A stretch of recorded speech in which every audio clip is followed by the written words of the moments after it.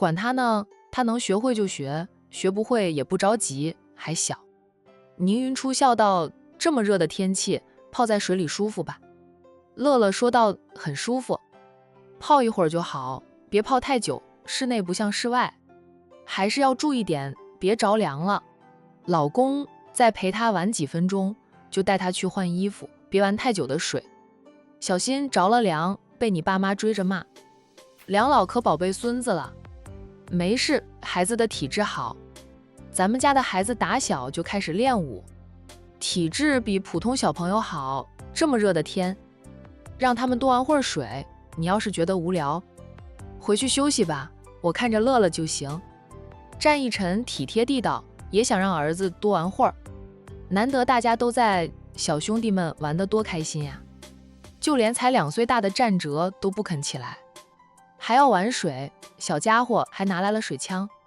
看到弟弟有水枪，乐乐对妈妈说道：妈妈，快去帮我拿我的水枪来，我的水枪比弟弟的还要大个，我的射得更远。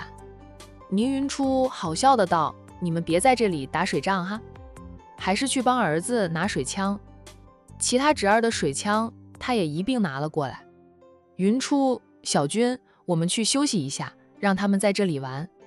海童犯困了，叫上朋友妯娌们一起回到大厅里去。贝贝在老太太的怀里睡着了。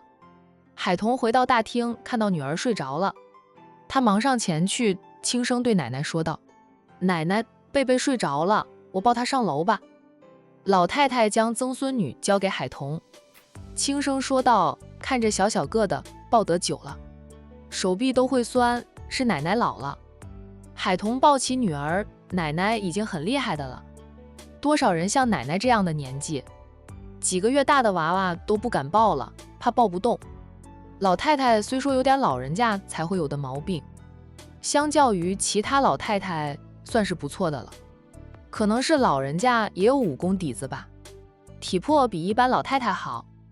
费爷爷活着时90几岁还能抱我表哥的宝宝呢，费老活了足足1个世纪才走的，他走的也很安详，代替他的家主看到凤莹小姐生活得很好，儿孙满堂，而凤氏家族最终又回到家主的后人手里，替家主报了仇，没有心结。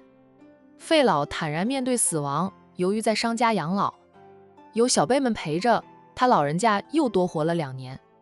老太太如今90岁，战家上下都希望老太太能像费老那般长寿，最少都活1个世纪，若是能超过1个世纪，那就更好了。老太太笑道：几个月大的娃娃，奶奶还是能抱动的。彤彤，要不你和阿印再生个娃娃，说不定还能是女儿。只有贝贝1个女儿，还是少了点儿。海童失笑，奶奶、云初、乔涵他们都在这里，你让他们生2胎吧。我和战印有2个孩子够的了，儿女双全。乔涵赶紧说道：奶奶，我怕我2胎又是一对孪生子，那样我就有4个儿子了，头都会大，还是算了吧。奶奶，我先回去休息。他赶紧跑了。宁云初则是说道：奶奶，过2年，我和奕晨会考虑生2胎的。杜雨萌和欧阳雅暂时还没有生2胎的打算。一听奶奶催生2胎，顿感生女压力大，也找着借口溜了。没2分钟，大厅里就只有老太太和管家。老太太对管家说道：看看他们，一提到生2胎，全都跑了。孙媳妇6个，只有彤彤生了2胎，给我添了个曾孙女。他们几个都还不肯生2胎，我想着贝贝来打头阵破了例，说不定他们生2胎也能为我添2个曾孙女。我也不要太多，有3、4个曾孙女就满足了，都是带把的，没有惊喜。管家笑道：老夫人，几位少奶奶都工作繁重，他们不想生就不生了吧，若想生，都不用老夫人催，他们自己就生了。你看几位小少爷回来，家里闹哄哄的，他们想必也是怕吵，年轻人嘛，都这样。少爷少奶奶们的感情又好，他们更喜欢过2人世界。老夫人有个贝贝小姐也不错了。想想网上几代都没有女儿呢。老太太也笑，这人呀，就是贪心，有了一个又想要两个，有了两个还想要更多个。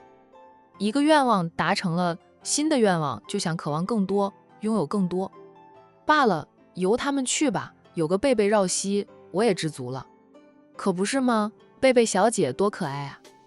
老太太要起身，管家连忙扶她，扶我去游泳池那里，看看那些小家伙折腾成什么样了。山庄里好久没有这么热闹了，要是天天都这么热闹就好了。管家扶着老太太往室内游泳池走去，边走边说道：“这个暑假，山庄铁定是很热闹的，平时就只有宝贝兄妹俩了。玩乐的时间过得也特别的快，转眼间便到了傍晚。宁天磊是当老板的，他下午只有一场会议，没有客户要见，所以他提前到5点就下班了。公司附近有地铁，他步行出公司，往地铁口走去。宁家主要的生意不在管城，不过主要的公司是大姐在打理。他分到的公司，在他接手后就开始将公司迁回管城。他生在管城，长在管城，以后也是在管城生意，将公司迁回管城，方便他上班。宁天磊的公司离商事集团不算很远，坐地铁的话2个站便到，也是出了地铁站口，走上几分钟的路程就行。提前下班，他开车过去还不会堵车。不过他答应了李诺，坐地铁过去，等会儿和他出去吃饭、逛街，也是准备坐地铁。他不是第一次请他吃饭，以往请他吃饭的酒店都是交通很方便的。走出公司的宁天磊想了想，又去花店买了一束普通的花束。玫瑰花束很漂亮，他还不敢给李诺送玫瑰花，就送普通的花束吧，那样李诺就不会想多了。附近有不少大大小小的公司，故而附近的几条街道都有几家花店。宁天磊是临时决定买花的，没有去姐姐的花店买花，要是提前想好，他是会打电话到姐姐的花店买上一束花。宁云初现在已经没有亲自打理花店了，交给以往跟着他的那2名店员打理，他就是偶尔回店里看看。虽说他很少会去花店了，不过春暖花开一直都是管城规模最大、生意最好的花店。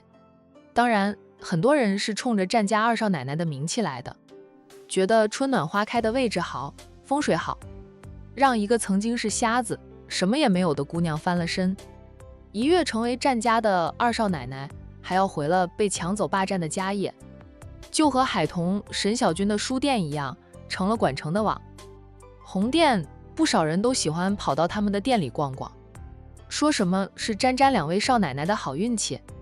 他们的粉丝人数堪比网红，哪怕他们很少会发动态，依旧人气高涨。多少大网红的粉丝人数都没有这几位少奶奶的多。抱着花束，宁天磊从花店里出来，一辆银色的宝马从花店门口疾驰而过，很快那辆宝马就急刹车停了下来，随即车子往后倒退，回到了花店门口，停在了宁天磊的面前。按下的车窗现一张秀气的脸，他看看宁天磊，又看看那束花，问道：宁天磊，你买花送给谁？送给我吗？欧小姐，是你啊，这是我的私事，我可以拒绝回答。不过不是送给欧小姐的，欧小姐是与她公司有合作的一位老总的女儿，2个人见过几面。欧小姐对她是有点兴趣，但也没有什么行动。只有偶遇时，欧小姐会多看他几眼，缠他说说话。碍于与欧总有合作，宁天磊对欧小姐那是应付式，恰到好处的，不会让人误会他喜欢欧阳小姐。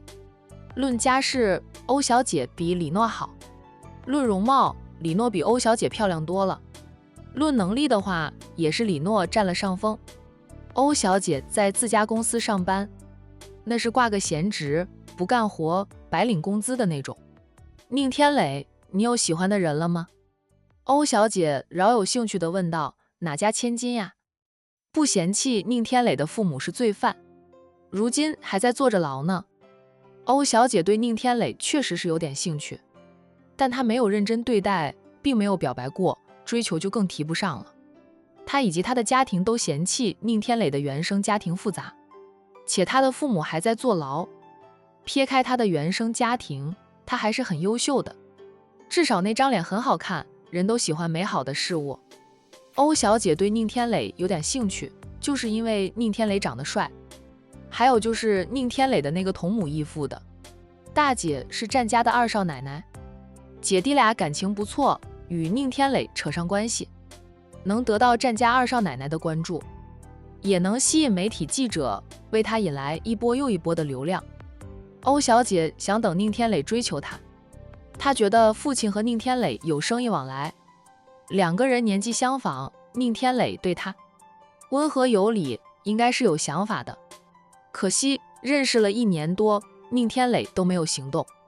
欧小姐开着车路过，不经意看到抱着花束从花店里出来的宁天磊，忍不住折回来，想弄清楚那束花是送给谁的，不是送给他的吗？宁天磊身边没有其他女性呀，熟悉一点的应该是他的了。欧小姐，那是我的私事，我拒绝回答。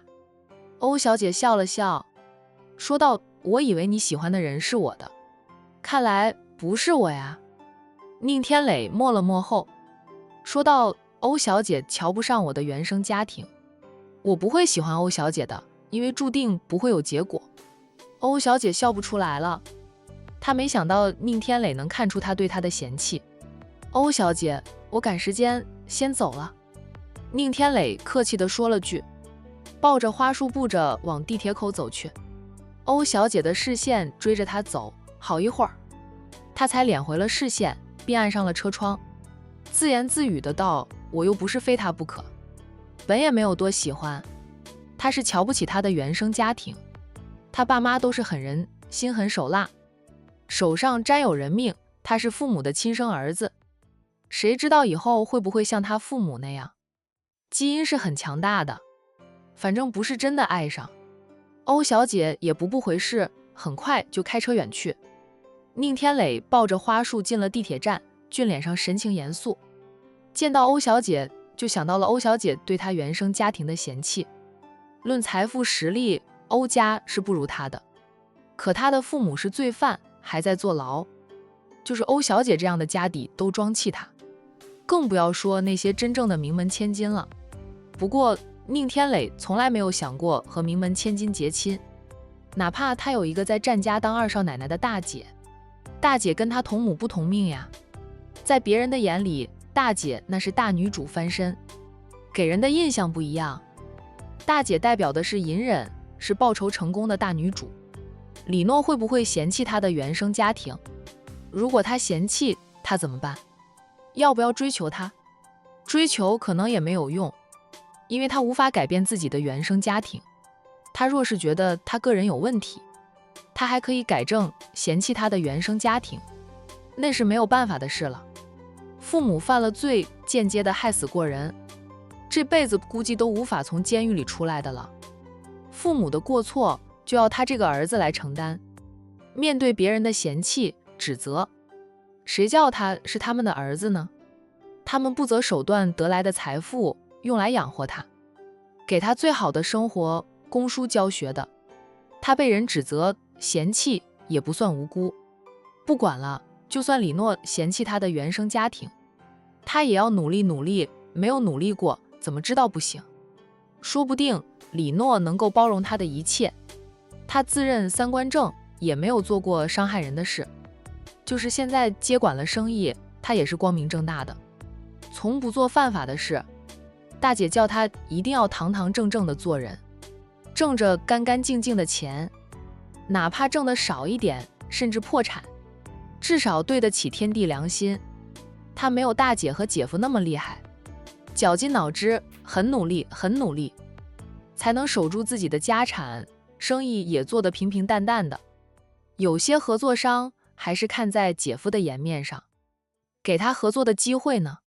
不过他不在乎，用大姐教他的话说，只要他堂堂正正做人，挣着干干净净的钱，以他现在的身家够他过一辈子的了，大姐也不会不管他的。若是他真没有本事，守不住他的公司，大姐会出手拉他一把。